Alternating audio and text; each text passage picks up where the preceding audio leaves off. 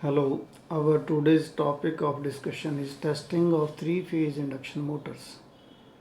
Three-phase induction motors are tested before supplying these motors to the market by manufacturers. And let us see the various types of tests conducted on the induction motor. These tests are performed in accordance with the Indian standard IS 4029 1967 and IS 325 1961. The first type of test is insulation resistance test. The insulation between winding and frame, each winding and frame is tested with the help of Meccher, and its value should be of the order of mega ohms. And second test is high voltage test. The stator and rotor windings are exposed to higher voltages than rated voltage for 1 minute. If they withstand this voltage, the insulation does not fail, then the motor is said to be okay for high voltage test. Generally, the stator winding is exposed to 1000 volt plus 2 multiplied by the rated voltage of the motor, and with a minimum of 2000 volt. Similarly, the rotor windings are exposed to 1000 volt plus 4 multiplied by the EMF induced in the rotor at standstill per phase, and a minimum of 2000 volt is applied in this case also. The third test is resistance measurement. The winding resistance per phase is measured. We can apply various methods for measurement. One may be voltmeter ammeter method or by using any bridge method. The resistance per phase is measured, and the temperature at which the resistance is measured is to be taken as T1. Then the working temperature of the motor, that is at which the motor is working, let us take that as T2. So at T1, if temperature is R1, then this empirical formula is used to calculate the resistance at working temperature. That resistance at working temperature R2 is equal to 235 plus working temperature in degree centigrade divided by 255 plus temperature at which the resistance is measured, then multiplied by the resistance at temperature T1.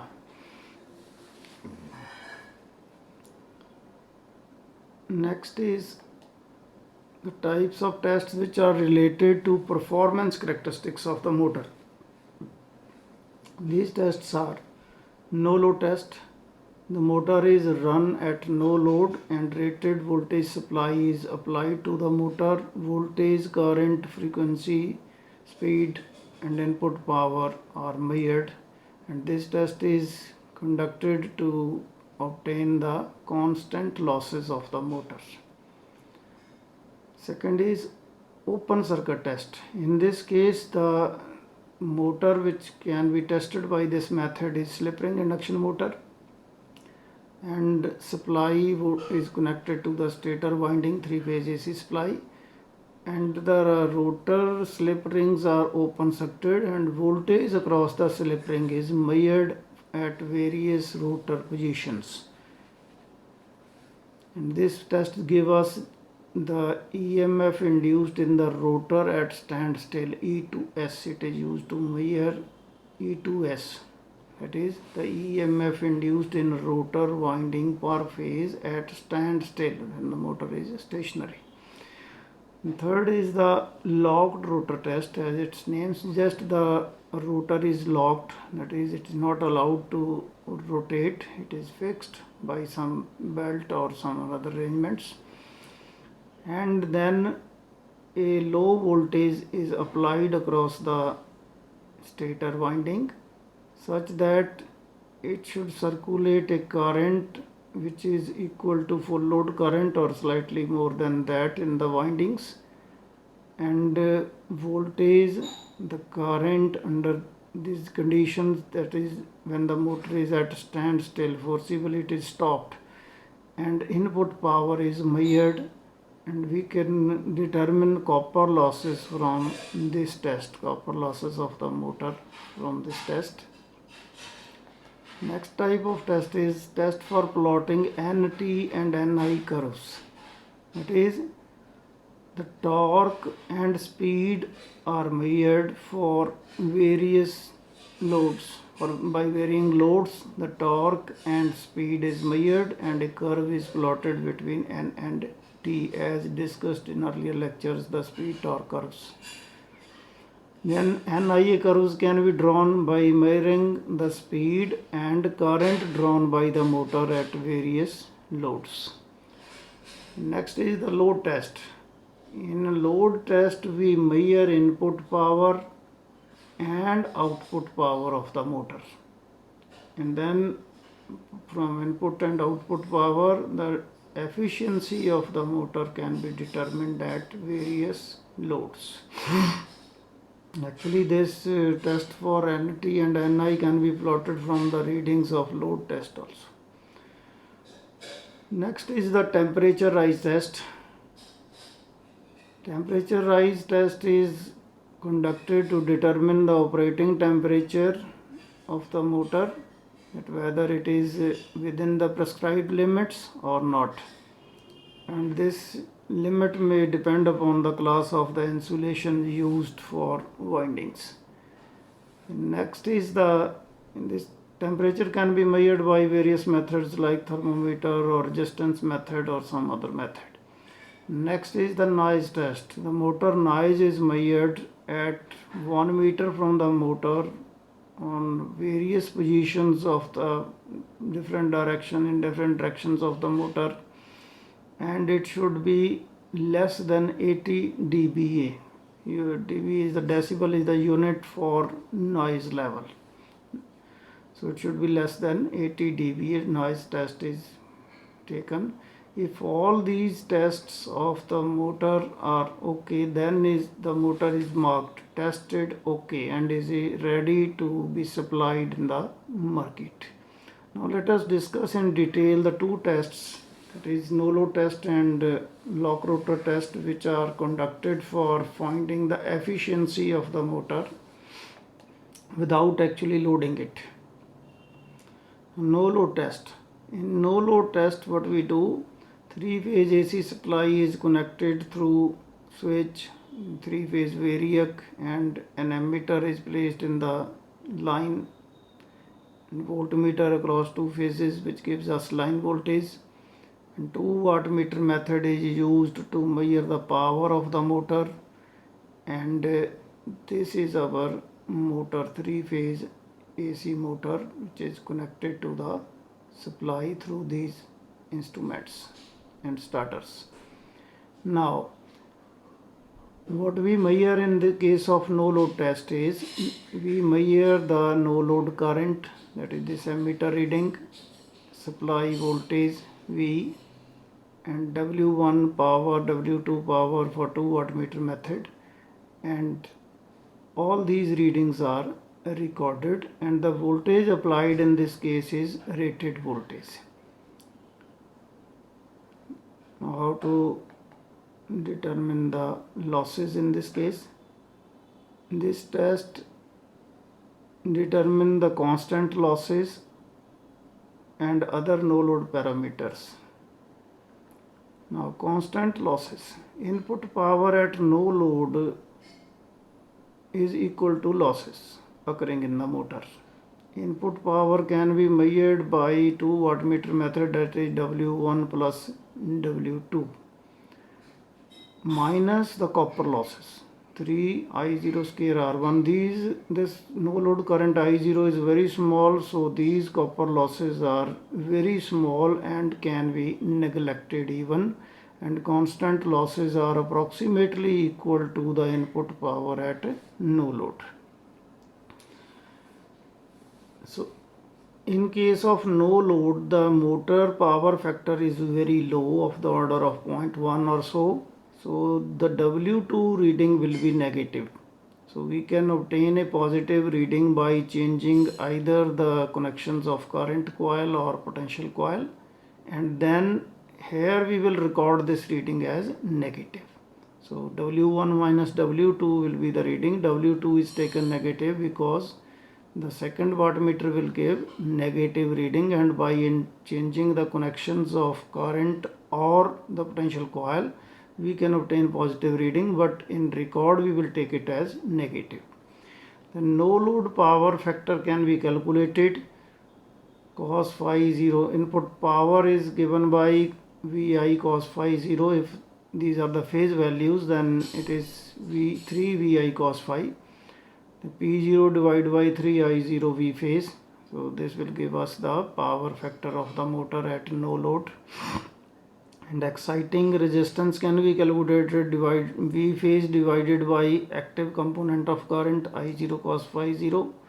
And exciting reactance can be calculated by dividing phase voltage by reactive component of current I0 sin phi 0. These can be calculated from cos phi 0 and I0. These two can be calculated. So we can obtain the constant losses from the no load test, as well as the exciting resistance, reactance and power factor of motor at no load.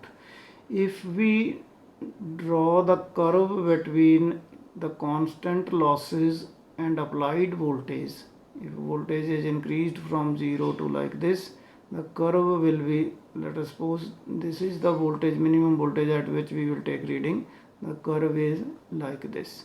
Then if we extend this curve to this 0 vertical line, then wherever it meets, this reading shows the windage and friction loss, that is mechanical loss, and the rest are the iron losses. These are the iron losses, and the total loss is equal to iron plus mechanical loss. Iron plus mechanical. This windage and friction loss is called mechanical loss. The total loss this curve is showing is the constant losses, which is sum of the mechanical loss and iron loss. So iron loss and mechanical loss can be separated by drawing this curve for no load test. Next is the lock rotor test. In locked rotor test, this three-phase variac, by using this three-phase variac, we apply a very small 5 to 10% of the rated voltage to the motor to give a current which is equal to full load current, or maximum value is 1.5 times the full load current. So voltage is adjusted in such a way that ammeter gives that much current reading, and voltage is recorded by voltmeter, and then 2 wattmeter method is again used to calculate the input power. And this is our three-phase motor which is under test. It may be star connected, may be delta connected. Then here at the shaft, a belt is tightened or loosened with the help of these screws applied here, and a spring balance is placed in each string. These spring balance read the force applied on this shaft here and here, and if this force is multiplied by the radius of the pulley, then it will yield out to be the torque. So in this way, this torque T1, this torque T2 are measured, and the total torque is T1 minus T2, means this torque divided minus this torque. So these readings are recorded for block rotor test, that is, this is tightened, but in lock rotor test the rotor does not rotate, so we do not record this reading at all. That reading is recorded in load test. Now in lock rotor test, what we do, this belt is tightened to such a level that on applying the voltage the rotor should not rotate. So the speed in that case will be 0. And we record the readings of wattmeters, 2 wattmeters for input power, and voltage under short circuit conditions we can say, because rotor is blocked, So it will behave like short circuit secondary of the transformer. The test is similar to the short circuit test conducted on transformer.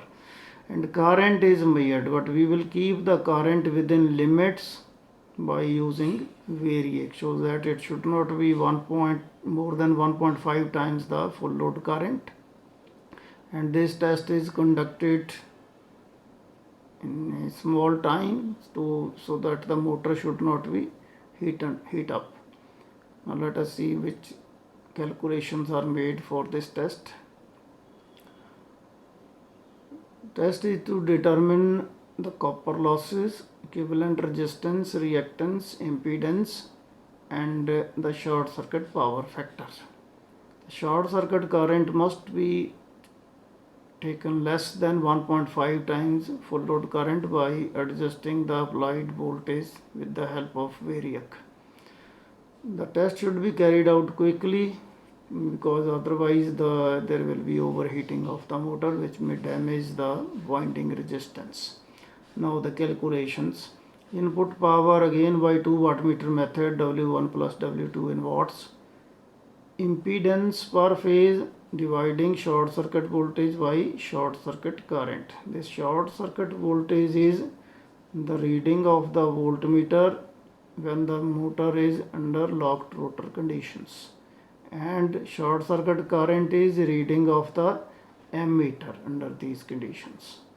So this will give us the impedance, equivalent impedance, it is V short circuit divided by I short circuit. Equivalent resistance per phase, that is P power input under short circuit condition. This will be given by 2 wattmeter sum W1 plus W2, and it is root 3I square SC, 3I square SC, because it is line current. Then equivalent reactance Z1 dash square minus R1 dash square root by using this formula. The rotor resistance, equivalent resistance per phase, the power copper losses are 3I square R, there here root 3 is not there. So it is calculated by 3 VSC divided by ISC square. So this is how we can do various calculations, and the copper losses at that load will be equal to W1 plus W2. That will be the copper loss approximately, because at low voltages the iron losses are neglected, therefore the input power is approximately equal to copper losses. So this is how we do various calculations for this test. Now in case of load test, the rest all equipment is same. Rated voltage is applied to the motor, and now the rotor is free to run, it rotates at speed n. Now the motor is loaded by tightening these screws so that the belt tries to stop this shaft. There is a friction between shaft and the pulley, therefore this spring balance will give the reading that as we goes on tightening this screw, this reading will increase. It is generally taken in kg, kilogram, those two readings, and then multiplied by radius, it will give us the torque, and if the torque is to be taken in Newton meter, then multiply it by 9.8. Both the torques are noted, recorded, and T1 minus T2 is the net torque. Once we have the torque, then output power is 2 pi nt over 60, and input power is W1 plus W2. So we can have the efficiency. By changing load, we can plot the efficiency at various loads. So once we have torque, and consequently we are recording the speed at each load, so we can draw characteristic for torque and torque and speed. Similarly, speed and armature current characteristics can be drawn, torque and armature current characteristic can be drawn by using this test. That's all about the testing of three-phase induction motors. Thank you.